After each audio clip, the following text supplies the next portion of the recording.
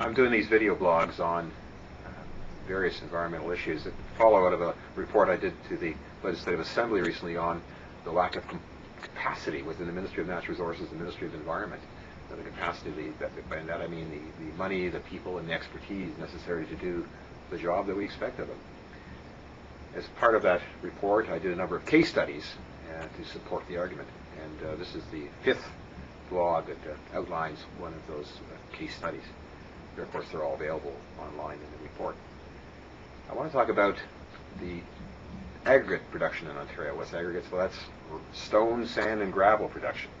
That's regulated under the Aggregate Resources Act by the Ministry of Natural Resources.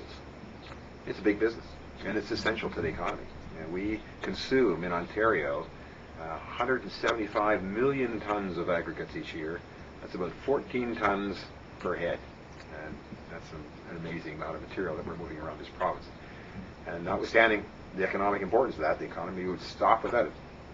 It has potential for significant environmental impacts, and sometimes those occur.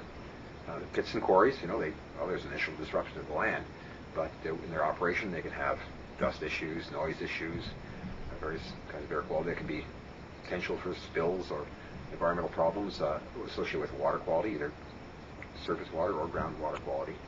So there's a number of things that can go on and that wouldn't be good things at aggregate pits, and of course that's why every time one is proposed, there's a fair amount of public outcry and resistance from the local area, usually. But nonetheless, we have to get aggregates, we have to function. And there's another aspect of aggregate production, and that is the Aggregate Resources Act requires that these lands that are so disturbed when they blast out holes or dig out holes in the landscape, they have to be rehabilitated to some end use. And that's done according to a plan.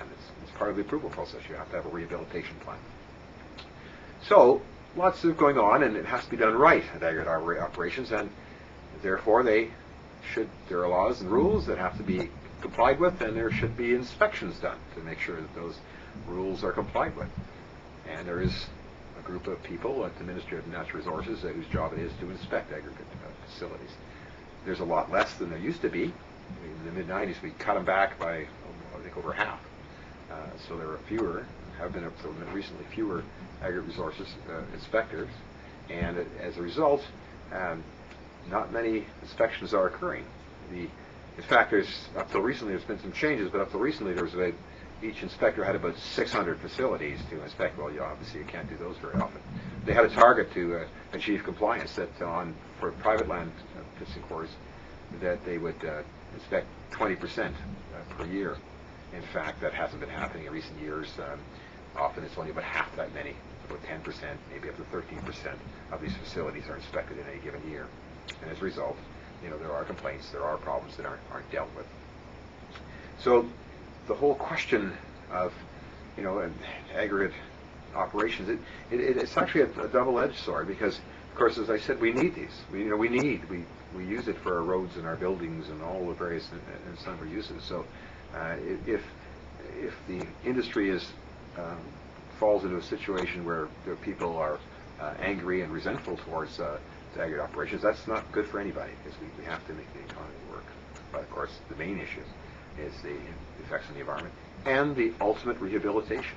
And in fact, the rehabilitation doesn't seem to be keeping pace with the amount of disturbance that's occurring, and that shouldn't be the case. So it all comes back to these inspectors, and are there enough of them? Now, recently there's been a good change, a little bit of good news. They've revamped the fees or the royalty that they pay on a ton of aggregate when they extract it, and that's allowed the government to hire some more inspectors, which is good. But at the same time, the government expanded the area where these rules apply. And previously, it was quite restricted. It was in southern Ontario, basically. Few locations in southern Ontario. Now they've expanded the area of Ontario where you need an aggregate license, and there has to be inspectors and such. So the people they've hired have more sites to inspect. So that takes away from some of the benefit of having a few more inspectors. So we're still in a situation. We're in a situation where aggregate production is necessary, but it does have environmental impacts. We need to achieve compliance. We need to have the rehabilitation that's expected by the law and expected by the people of Ontario. And we just don't have enough people in the Ministry of Natural Resources and enough resources allocated to get these inspections done and bring things into compliance. It's frustrating for everybody.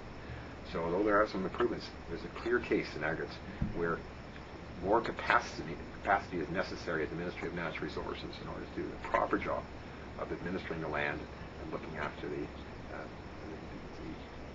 natural resource of aggregates, and as well as the landscape of Ontario.